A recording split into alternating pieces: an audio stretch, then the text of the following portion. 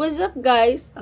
With intro. Unsa ko yung intro ha? Pero kabalo! Unsa ako yung intro. Pero guys, since naman ko i-post gahapon na pa sa akong Australian visa. Tapos, daghan kaayong nangutan na giunsa na ako pagkuan sa Australian visa. Pila ako nagasto, pila ako na pa show money, niagi ba kog agency, money mga pangutan niya. So, karon di lang nako daghang istorya. Basta, i-share na ko gamay na information, or gamay lang siya akong nabalaan. ito, i-share na ko ang information, giunsa na ko, not so step by step, kay taas na kaayo ni.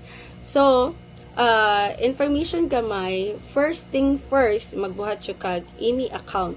So, ipashow na ko, unsa ng IMI account, digto ka diri na video ha, ako ipashow din hina video, digto ka mo apply. So, na mga everything na imong filapan about yourself, about pag-unsa ka di sa Australia, ug unsa na visa ang imuhang i-fill up, no? So, things to ready. Things to ready is ang passport, supporting documents such as business account if ever na kay business, or empleyado ba karon, so imong certificate of employment, and then bank certificate na which is dito nag-show og pila ang suod sa imong bangko, and then moto business account and national ID. Kay mangita pud sila national ID, basta na kay something fill upan dito na need mo national ID. Okay, so after nimo mabuhat sa IMI account, ayaw o kalimti ang imuhang password and username. Kay dito sila mo hatag o updates, and the same time dito ka mag-fill up man. So, pwede nimo siya i-save, o di nimo ma-fill upan karon tanan, pwede nimo siya i-save. So, mao ni nahitabo nako kay usahay mag-fill up ko, usay di na ko ma-fill upan tanan kay sobra kadaghan. So, for kuan na siya kanang as in, daghan jud kaayo kang fill upan, balik-balik ang information. Then, make sure, dili ka masayop sa mga information na imong i-fill up. So, mo to, di mo kalimtan ang username and password. And then, after nimo na ma-process tanan, after nimo ma-fill upan tanan, pwede na nimo, og i-make sure nimo na okay na tanan.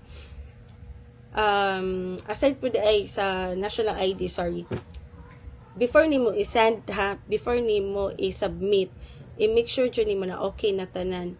So, aside ato, na gi-backupan ko sa kong ate og account, iyahang account og kuan, kanang siya man tanan mo gasto. So, gi-backupan ko niya, unsa to na letter or basta na blah blah blah there na nagpa-show og magunsa lang ko sa Australia ug unsa ako ang kuanon kanang buhaton ana.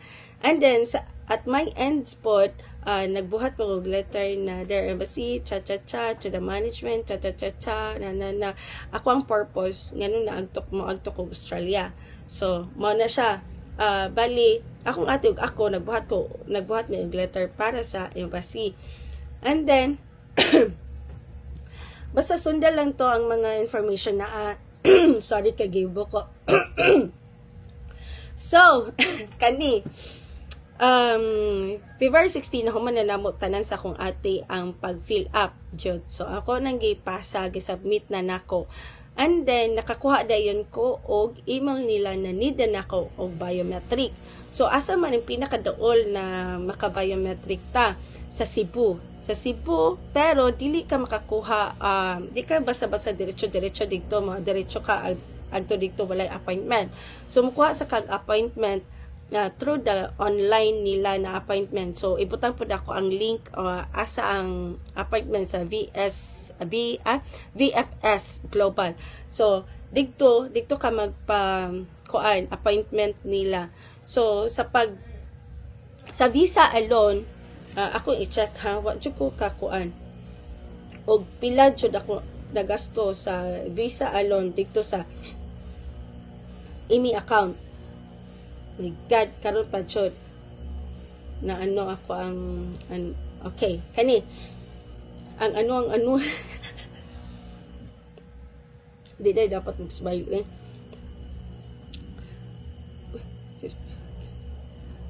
So,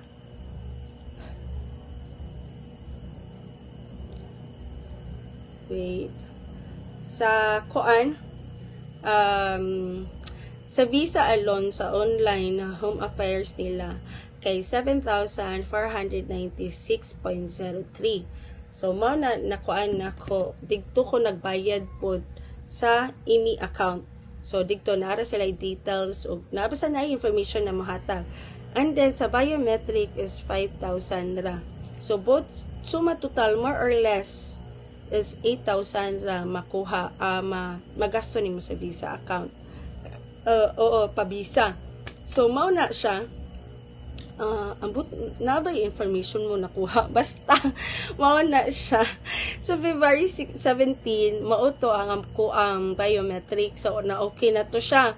Then, March 14, so murag mga 3 weeks, more or less 3 weeks siguro, nakakuha na ko og kanang email nila na approve na akong visa. Sama to. Yes! Maura dyan to. Taas siya na process both ho na naon og kugi lang ka og fill up ato kadabitang magpasensya lang ka sa kataas sa process na imong pag-fill up. Di ka makagasto og dako. And then mag-agency magud ka, dako sila requirements na dapat kay kato ko ang friend giingnan siya na katong ni-chat na ko ba na giingnan siya na 400k ang need na ipashow sa iyahang bangko. Mao to, which is dili inana kadako ang ako ang napashow, mga at least 150k pwede na siya, pwede na kaayo ng 150k. So that's it guys. Hopefully na ani isa that's it guys. So mo ni hopefully naka-share ko something na gamay na information because I know dili pa kay ko expert ani kay first ever na visa na ko ni. So mo na to